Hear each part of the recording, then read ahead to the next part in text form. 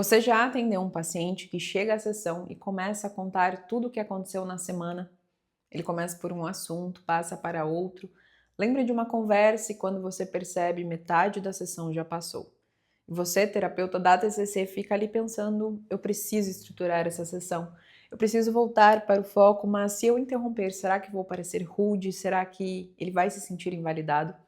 Essa é uma dificuldade muito comum na nossa prática clínica, porque aprendemos que a terapia cognitivo-comportamental é uma abordagem estruturada, ativa, orientada por objetivos, mas na hora da sessão existe uma pessoa na nossa frente, uma pessoa que sofre, que quer ser ouvida, que espera acolhimento, validação e espaço para falar. Então surge um dilema clínico: como manter estrutura sem perder vínculo? E é sobre este tema que vamos conversar neste vídeo.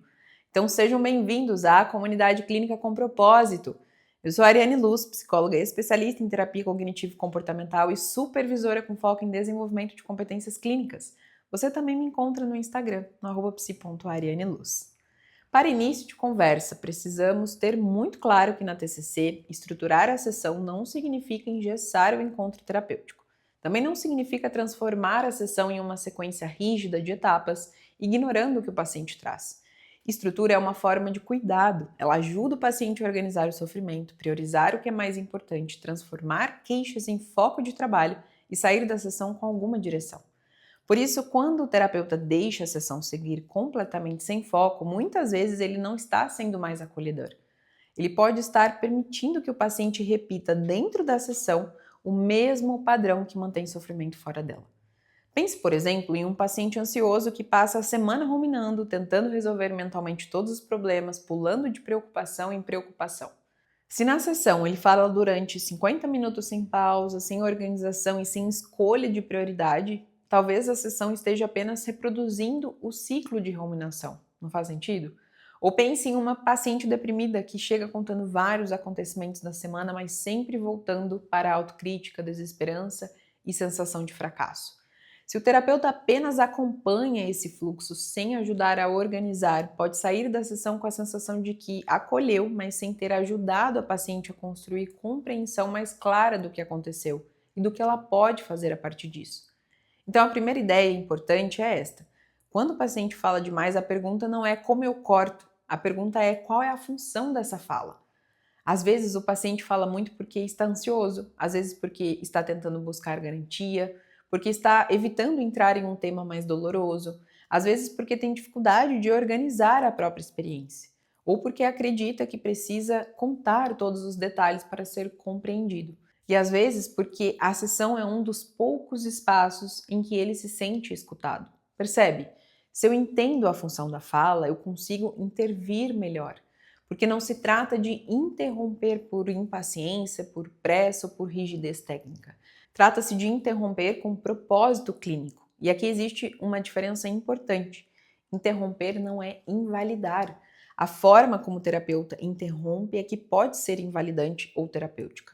Uma interrupção invalidante seria algo como: vamos voltar ao assunto porque você está falando demais. Mas uma interrupção terapêutica pode soar assim: eu quero te interromper um instante, não porque isso não seja importante, mas justamente porque tem muitas situações relevantes aqui.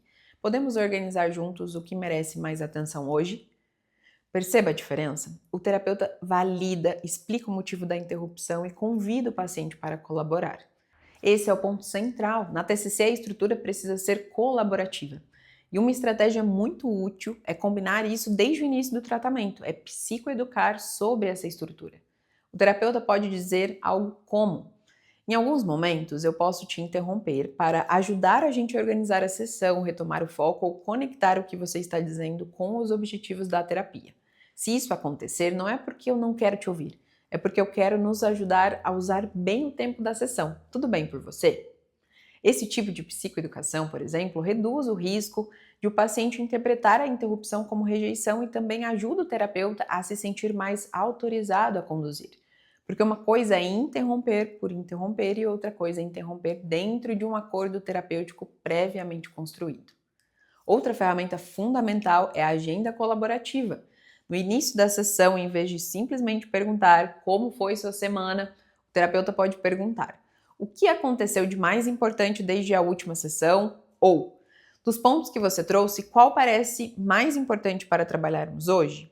Essas perguntas, por exemplo, ajudam o paciente a sair do relato amplo e entrar em priorização.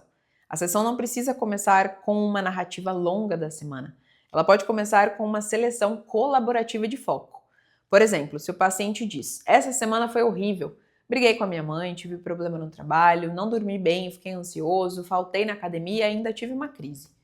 O terapeuta pode responder: "Tem muita coisa importante aqui. Para usarmos bem a sessão, vamos escolher por onde começar. Qual destes pontos teve maior impacto para você ou se conecta mais ao que estamos trabalhando?" Isso é estrutura com colaboração. Durante a sessão, quando o paciente começa a se alongar muito, o terapeuta pode usar intervenções de redirecionamento. Podemos dizer: "Vou te pausar um instante para ver se eu compreendi o ponto central." Ou: "Percebo que apareceram vários detalhes importantes. Posso te ajudar a organizar isso?" Ou ainda: "Enquanto você conta, estou percebendo um padrão que talvez seja importante olharmos. Posso compartilhar uma hipótese?" Esses exemplos são frases que ajudam o terapeuta a entrar na fala do paciente sem cortar de forma brusca. Outra possibilidade é transformar o excesso de fala em material clínico. Por exemplo, o terapeuta pode dizer: "Percebo que enquanto você fala sobre essa situação, sua mente vai conectando muitos problemas ao mesmo tempo. Isso também acontece fora da sessão?" Essa pergunta pode ser muito rica, porque talvez o modo como o paciente fala na sessão revele o modo como ele pensa, sente e se organiza fora dela. Isso pode ajudar o terapeuta a formular o processo. No caso de um paciente ansioso, o excesso de fala pode revelar preocupação, urgência, intolerância à incerteza e tentativa de resolver tudo mentalmente. No caso de uma paciente deprimida, pode revelar ruminação, autocrítica, dificuldade de discriminar problema de interpretação.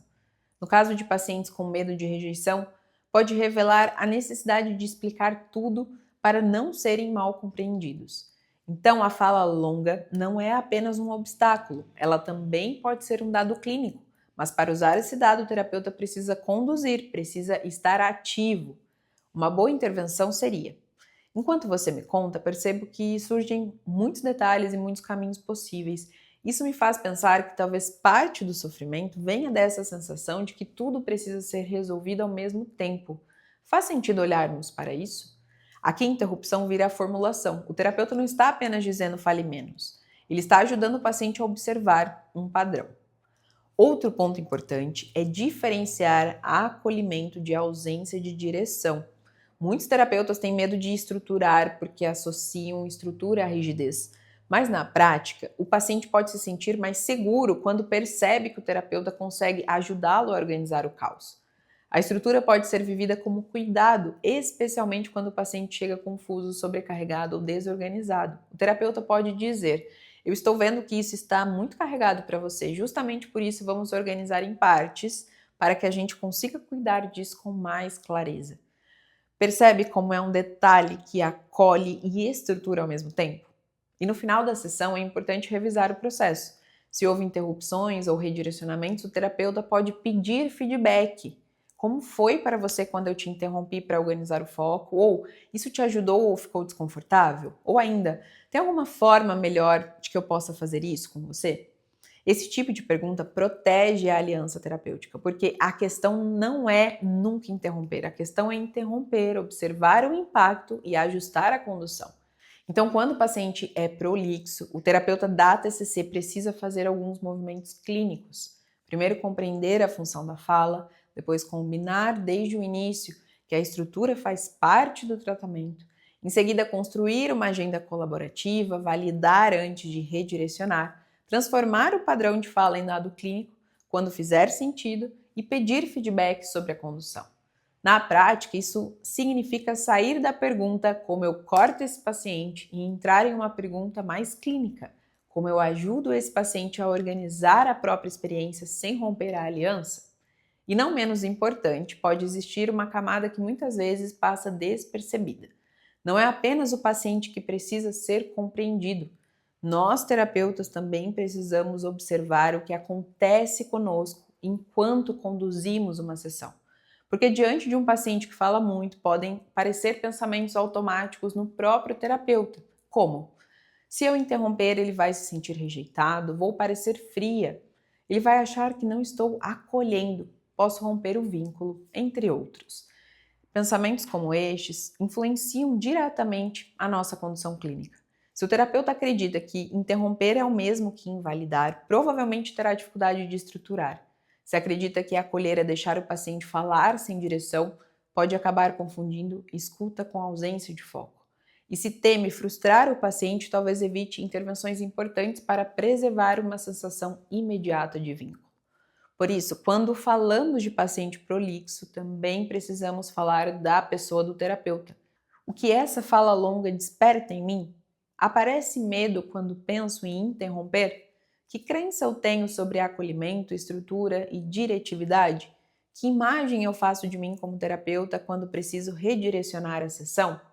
Essas perguntas podem ser importantes porque a estrutura da sessão não depende apenas de técnica, depende também da capacidade do terapeuta de regular a própria emoção, sustentar o papel clínico e suas atitudes.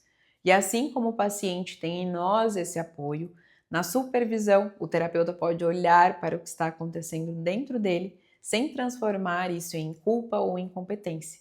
Pode compreender seus medos, revisar suas crenças sobre condução, pensar em alternativas de fala e treinar formas mais seguras de interromper, redirecionar e estruturar. A supervisão ajuda o terapeuta a recuperar clareza clínica e a cuidar de si. E essa é uma importante competência clínica, transformar sofrimento acolhido em foco de trabalho. Não é apenas ouvir ou conduzir. É saber quando acompanhar, quando organizar, quando interromper e quando desenvolver ao paciente uma hipótese que ajude a sessão a sair da repetição e caminhar para a mudança. Essa é uma competência clínica e, como toda competência, ela se desenvolve com prática, reflexão e supervisão. E eu espero que esse tema possa contribuir com a sua prática clínica. Cada vídeo aqui é um convite para aprendermos, refletirmos e evoluirmos juntos. Até mais!